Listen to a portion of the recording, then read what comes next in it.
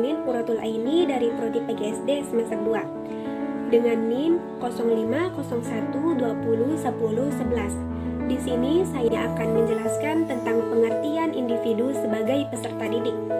Individu berasal dari kata indivera, yaitu satu kesatuan organisme yang tidak dapat dibagi lagi.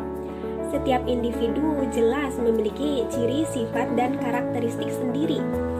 Hal inilah yang membedakan bagaimana perilaku peserta didik yang satu dengan yang lainnya.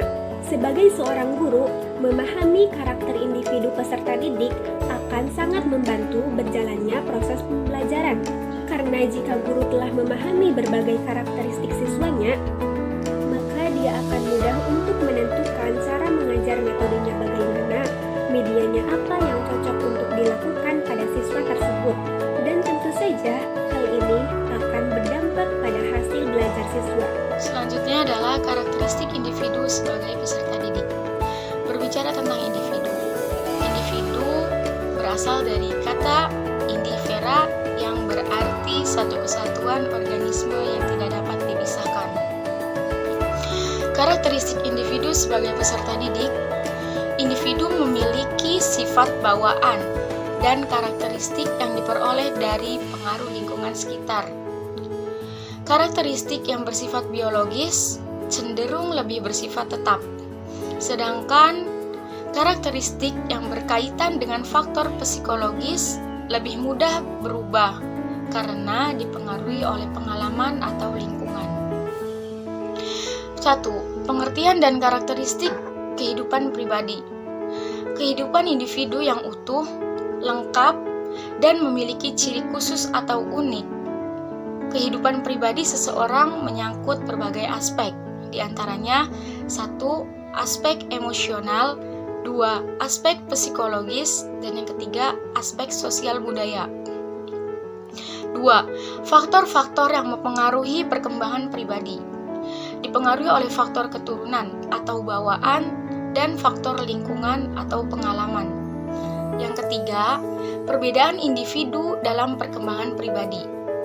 Setiap individu berbeda-beda sesuai dengan pembawaan dan lingkungan tempat mereka hidup. Nama saya ini Dayanti dengan NIM 0501201007. Di sini saya akan menjelaskan materi mengenai faktor yang mempengaruhi perkembangan peserta didik. Perkembangan peserta didik itu sendiri merupakan bagian dari pengkajian dan penerapan psikologi perkembangan yang secara khusus mempelajari aspek-aspek perkembangan individu yang berada pada tahap usia sekolah dan sekolah menengah. Ada dua faktor yang mempengaruhi perkembangan peserta didik, di antaranya ada faktor genetik atau bawaan dan faktor lingkungan. Yang pertama, faktor genetik atau hereditas. Faktor genetik atau hereditas merupakan karakteristik bawaan yang diturunkan dari orang tua biologis. Dalam kata lain, hereditas berarti sifat keturunan yang dipengaruhi oleh faktor genetik yang terdiri dari kromosom ayah dan kromosom ibu dari setiap individu. Contohnya, seorang ayah dalam keluarga mempunyai kebiasaan yang suka boris, maka otomatis si anak akan mewarisi keturunan dari si ayah. Yang kedua, faktor lingkungan. Faktor lingkungan diantaranya ada 5. Yang pertama, faktor keluarga. Keluarga berperan penting dalam perkembangan setiap individu karena keluarga dipandang sebagai penentu utama pembentukan kepribadian anak. Alasannya adalah karena keluarga merupakan kelompok sosial pertama yang menjadi pusat identifikasi anak. Karena anak banyak menghabiskan waktunya di lingkungan keluarga dan keluarga merupakan orang yang penting bagi pembentukan kepribadian anak.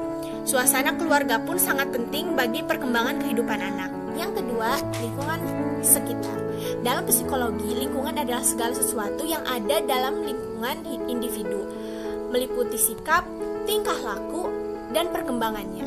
Lingkungan mencakup segala sesuatu yang ada di sekitar manusia, seperti alam, benda, maupun kehidupan material manusia. Lingkungan itu sendiri bisa mempengaruhi keadaan fisik suatu individu, maupun psikologisnya.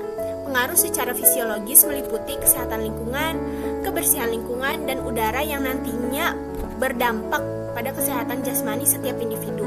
Contohnya, seorang individu yang berkembang di lingkungan yang kumuh dan kotor, maka akan mengganggu kesehatan individu sehingga menyebabkan sakit, kurang gizi dan vitamin, dan menghambat perkembangan seseorang. Faktor yang ketiga yaitu lingkungan sekolah. Sekolah merupakan tempat belajar, di mana sekolah bisa dikatakan tempat kedua setelah individu mendapatkan didikan dari keluarga. Sekolah bisa berpengaruh dalam mencerdaskan anak untuk bersosialisasi dengan temannya, juga mempengaruhi cara berkembangnya. Faktor yang keempat yaitu masyarakat. Masyarakat itu sendiri merupakan sekelompok orang yang tinggal di dalam suatu lingkungan di mana individu bergaul, bersosialisasi dengan masyarakat yang hidup dengan damai. Yang kelima atau yang terakhir adalah peran kematangan. Dalam setiap individu pasti akan mengalami proses perubahan secara terus-menerus, seperti perubahan yang dialami oleh bayi, masa kanak-kanak, masa dewasa seperti sekarang. Seperti kemampuan berbicara, berjalan, berkaitan dengan proses kematangan individu. Seorang individu memiliki perbedaan dalam karakteristik dan kondisi hidupnya dalam memainkan peran yang lebih besar, seperti berinteraksi, beradaptasi dengan kondisi. Warahmatullahi wabarakatuh. Perkenalkan, nama saya Gita Asri Safitri dengan nomor induk mahasiswa 0501201003 dari jurusan PGSD dengan mata kuliah Psikologi Peserta Didik. Sebelumnya saya ingin mengucapkan terima kasih kepada Bapak Diki Surachman yang telah memberikan saya kesempatan untuk mempresentasikan materi tentang pengaruh perkembangan kehidupan pribadi terhadap tingkah laku. Kehidupan merupakan sebuah rangkaian yang berkesinambungan dalam proses pertumbuhan dan perkembangan. Keadaan kehidupan sekarang dapat dipengaruhi oleh keadaan sebelumnya, dan keadaan yang akan datang banyak ditentukan oleh keadaan saat ini.